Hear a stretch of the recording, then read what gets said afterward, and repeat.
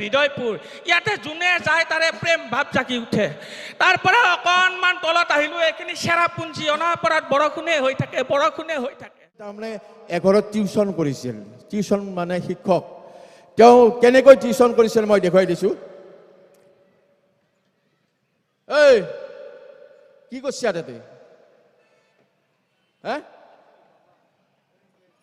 অ কি হ'ল তোৰ ছাৰ আছে এই নহয় মই মানে ছাৰ ৰাস্তাৰে গৈ থাকোতে দীপিকাই গোলাপ ফুল মাৰিছে মাথা ফাটি গৈছে গোলাপ ফুল মাৰোতে মাথা ফাটি যায় নহয় মানে গোলাপ ফুলৰ লগত ফুলৰ টাপটো আছিল যে মাথা নষ্ট কৰি দিবে ও ফুলৰ টাপটো এটি মাৰি দিছে টাপে এটি মাৰি দিছে মাথা ফাটি এই যে তো টিউচন আছে গম পাইছা না নাই পাইছো ছাৰ টলং টলংকে ঘূৰি ফুৰি তামাম পঢ়ি আছো ছাৰ এইবাৰ আপোনাৰ নাম জ্বলাই পেলাম মই জ্বলাব নালাগে ফায়াৰ ব্ৰিগেড আহিব নালাগে এটা কাম কৰ মাইৰে আছে না আছে কিবা বনাইছে নে আজি আপুনি টেনচনে ল'ব নালাগে মই আপোনাৰ নাম জ্বলাই পেলাম মই আজিকালি তামাম পঢ়ো ৰাতিপুৱা উঠাৰ পৰা ৰাতি হোৱালৈকে ৰাতি হোৱাৰ পৰা ৰাতিপুৱা উঠালৈকে মই পঢ়িয়া থাকো কিতাপ হাততে থাকে ঠিক আছে আজি লেখা পঢ়া নাই আজি তোক মই প্ৰশ্ন দিম কিছু সুধি যাওক মই একদম টপকে উত্তৰ দিম মই লিখি আনছো তই মানে একেটা যে ক'ব পাৰা তই মোৰ মন সঁচাই নামটো ৰাখবি আৰু একদম আপোনাৰ নাম জ্বলাই পেলাম চিন্তা কৰিব নালাগে প্ৰথমে আমি এটা ভাৱ ভক্তি নোহোৱা হৈ গৈছি সমাজত হয় না সেইকাৰণে আমি এটা প্ৰাৰ্থনা শুনো প্ৰাৰ্থনা গাব লাগিব প্ৰাৰ্থনা এটা গাই ৰঘুপতি ৰাঘৱ ৰাজা ৰাম মিঠাতেলৰ দাম বাঢ়িছে বইল চব্জি খাম বাৰু বইল চব্জি খাম চিলিণ্ডাৰৰ দাম বাঢ়িছে কেনেকে বনাম ভাবিছিলো বাইকখন লৈ ওলাই অলপ যাম পেট্ৰলৰ দাম বাঢ়িছে কেনেকে চলাম কি হে পাৰবি পাৰিম কৈ প্ৰাৰ্থনা শুনছে এনেই প্ৰাৰ্থনা আপোনাৰ নাম জ্বলাই পেলাম মই ঠিক আছে এটা কাম কৰ ফলাখানটো লাগিব ফলাখান জানা না তই ক খ গ ঘ জানো ছাৰ ক মানে কল খ মানে খাম গ মানে গোটেই এখা ঘ মানে ঘৰত বহি গোটেই এখা কল খাম পাৰিবি জ্বলাই পেলাম এটা কথা তই এতিয়া তোক মোক হিচাপ লাগিব জীৱনত তই হিচাপ জানিব লাগিব তেতিয়া কি লাগিব নেওতা লাগিব নেওতা খান মাত নেওতা ছাৰ একৰ ভাগখন মাতি একদম একৰ ভাগখন মাতি ছাৰ শুনিব ছাৰ একে একে 2 তুমি ভণ্টি জুই 2 একে 3 DSLR আনিলো কিনি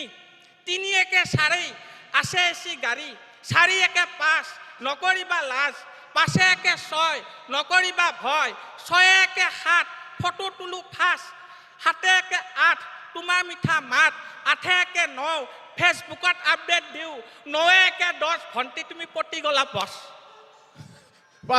পারবো মোর নাম তো উজালাবি আপনার নাম জ্বলাই পেলাম স্যার ঠিক আছে পদ পদ পদ কেতিয়া পদ পদ 4 প্রকার কি প্রকার আপদ বিপদ লম্পদ আর সম্পদ স্যার পারবই পাৰিম স্যাৰ মোৰ নাম জ্বলাব পাৰিম স্যার তার পিছত কাল কেই প্রকারের কাল কাল 3 প্রকার ঠিকই আছে বঢ়িয়া স্যার আর কি অতীত কাল বর্তমান কাল আর ভবিষ্যৎ কাল উদাহরণ দিব লাগিব উদাহরণ দিব লাগিব উদাহরণ দিব লাগিব স্যার আপনার ছোৱালীজনীক মই ফেসবুকত ফ্ৰেন্ড ৰিকোয়েস্ট পঠাইছিলো সেইটো মোৰ অতীত কাল এতিয়া আমাৰ দুইটাৰ মাজত ফেসবুকতে মেসেজ দি একদম গভীৰ প্ৰেম এইটো মোৰ বৰ্তমান কাল আৰু অহাবাৰ বহাগত তাক ডাইৰেক্ট মই ঘৰৰ পৰা উঠাই লৈ যাম সেইটো মোৰ ভবিষ্যৎ কাল পাগল কৰি মোৰ ছোৱালীটো লাগছে তই উদাহৰণ নাপালি ইয়াৰ একদম কাং থলত নি বুঝছ না এটা কাম কৰ 3টা ফুলৰ নাম ক 3টা ফুল স্যাৰ স্যাৰ 3টাই কব লাগিব স্যাৰ বিউটিফুল হাউসফুল আৰু সাকসেসফুল স্যাৰ পাৰিছ না স্যাৰ বঢ়িয়া পাবি তই পাবি এটা তই হৰসিয়া বনৰীয়াটো জানা জানো বনৰীয়া মানে কি বনত থকা স্যাৰ বনত থকা তই 5টা বনৰীয়া জন্তুৰ নাম ক স্যাৰ 5টাই লাগিব 5টাই লাগিব স্যাৰ 3টা কলে নহয় নাই নহব 5টা লাগিব স্যাৰ 3টা বান্দৰ আৰু 2টা বাঘ 3টা বান্দৰ আৰু 2টা বাঘ 5টাই হল এই পাগল কৰি দিব এটা এটা তই বাক্য ৰচনা পাৰিম স্যাৰ পাৰবি স্যাৰ হুৱালাকে পাৰবি পাৰিম এটা হুৱালাকে কৈ দিম গ গ গ তোৰ কচোন গ আখৰে দি বাক্য ৰচনা স্যাৰ গুৱাহাটীৰ গজেনৰ গেঞ্জিটো গেলা গেলা গোন্ধায় এইটো হৈছে গুৱাহাটীত গেলা গেলাই গন্ধাই, কিন্তু নাই। আমাৰ ইয়াতে যিটো পৰিৱেশ হয় না, কি কি সুন্দৰ, সুন্দৰ কি এটা সুন্দৰ পৰিৱেশ অক্সিজেন। একদম। মানে মোৰ এটা স্বাস্থ্য আজি এই গন্ধাতে ভাল হ'ল কিজানি, হয়, এনেকুৱা নিৰ্মল বতাহ ন, হয়, ছাৰ। যিয়ে নহওক তই পাবি এইটো। পাৰিম ছাৰ। এতিয়া এখন ৰচনাটো লাগিব, ঐ ৰচনা ছাৰ মই পুৰা মুখস্থ 10 নম্বৰ থাকে ৰচনাত। আপুনি চিন্তাই কৰিব নালাগে, মই ৰচনা একদম সুন্দৰকে মুখস্থ কৰিছো। তেতিয়া গৰুৰ বিষয়ে ৰচনা কৰিছে। গৰুৰ বিষয়ে ৰচনা। ছাৰ গৰু এবিধ চাৰিঠেঙীয়া পোহনীয়া জন্তু। গৰুৰ ঠেং 4খন, গৰুৰ শিং 2টা, গৰুৰ কাণ 2খন, গৰুৰ নাক এটা, নাকৰ বিন্ধা 2টা, গৰুৰ লেজ এডাল, লেজৰ তলত গম পাইছো আৰু গম পাইছো। তেতিয়া আমাৰ এটা ডাঙৰ সমস্যা এই তাৰমানে বানপানী বিষয়ে কওঁ। গৰুৰ বিষয়ে নালাগে, নালগে হৈছে, গম পাইছো আৰু বানপানী। ছাৰ বানপানী আমাৰ অসমৰ জাতীয় সমস্যা। যোৱাবাৰ বানপানীত আমাৰ কলা গাইজনী ভাহি গৈছিল। সেই গাইজনীৰ আপোনাৰ ঠেং 4খন, শিং 2টা, কাণ 2খন, নাক এটা, নাকৰ বিন্ধা 2টা, লেজ এডাল, লেজৰ ঠিক তলেদি মানে এই গৰু, আৰু তই গৰুতেই গলি দেখোন। গৰুতেই পৰিল। বানপানী ক'ৰবাত গৰুত গলি দেখোন। তাকেতো ছাৰ বাৰে বাৰে গৰুত পৰি থাকে। গুৰুজন শংকৰদেৱৰ বিষয়ে কওঁ। শংকৰদেৱ আমাৰ যিজন গুৰুজনা, মহাপুৰুষ শ্ৰীমন্ত শংকৰদেৱ আমাৰ জগত গুৰু আছিল। তেখেতৰ বাহুত অসীম বল আছিল। এবাৰ কি হ'ল, মহাপুৰুষ শ্ৰীমন্ত শংকৰদেৱে ব্ৰহ্মপুত্ৰ নদী সাঁতুৰি ইপাৰ সিপাৰ পাৰ হৈছিল। ইপাৰ সিপাৰ পাৰ হৈ তেওঁ এটা প্ৰকাণ্ড ষাঁড় গৰু দেখা পালে। সেই ষাঁড় গৰুটোৰ আপোনাৰ ঠেং 4খন, শিং 2টা, নাক এটা, নাকৰ বিন্ধা 2টা, কাণ 2খন, নেজ এডাল, নেজৰ ঠিক তলেদি হ'ব আৰু গৰু তাকেতো না, হ'ব নালাগে, হ'ব যাই যাই কিবা গৰুতে পৰে মোৰ। গৰুটো শংকৰদেৱ আৰু তই গৰু বুলি লৈ গেলি, সেইটো নহয়। এটা কাম কৰ, এতিয়া তই আমাৰ সমাজ অধ্যয়নখন জানো ছাৰ, সমাজ ধৰণে প্ৰশ্ন মোক সুধি যাক মই থৈ উত্তৰ দিম। পাৰিবি? পাৰিম ছাৰ। পলিটিক্স মানে পলিটিক্স ছাৰ, পলিটিক্স যিবিলাক মানুহে সাধাৰণ জনতাৰ ওপৰত টিক্স কৰি কৰি মন্ত্ৰী MLA হৈ বস্তুৰ দাম বঢ়াই ৰাইজৰ মাজত ফিক্স কৰি দিয়ে, তাকে পলিটিক্স বোলে। বঢ়িয়া, হা? পাৰিবি পাৰিম নে ছাৰ? পাৰিম ছাৰ। মন্ত্ৰী মন্ত্ৰী ছাৰ, মন্ত্ৰীৰ বিষয়ে যি মতা মানুহৰ মন বেলেগত তিৰিৰ আঁচনিৰ ওপৰত থাকে তাকে মন্ত্ৰী বোলে। আৰু একবাৰ কৈছো, যি মতা মানুহৰ মন বেলেগত তিৰিৰ আঁচনিৰ ওপৰত থাকে তাকে মন্ত্ৰী বোলে। মোৰ চাকৰিটো খাবই, কিবা কৰি মই অলমি আছো। হ'ব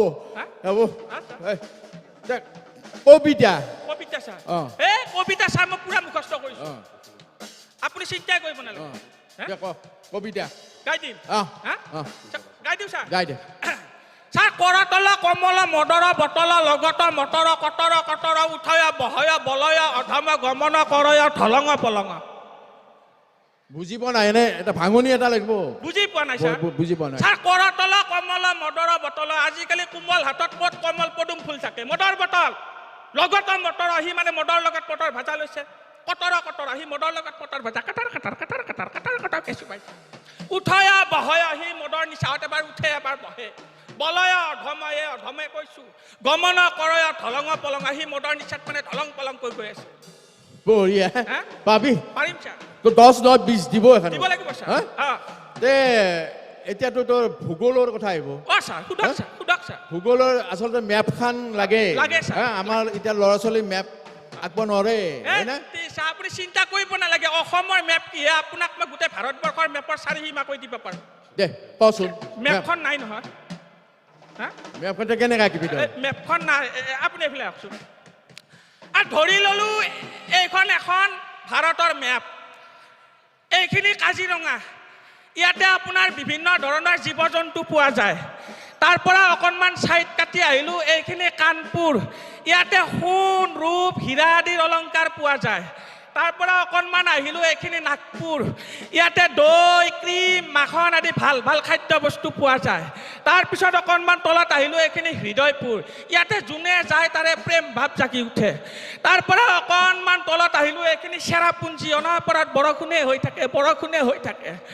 তাৰপিছত আপোনাৰ এইখন উত্তৰ প্ৰদেশৰ পাটনা, এইখন আপোনাৰ উত্তৰ গুৱাহাটী, এইখন দক্ষিণ গুৱাহাটী, মাজেদি ব্ৰহ্মপুত্ৰ ছাৰ।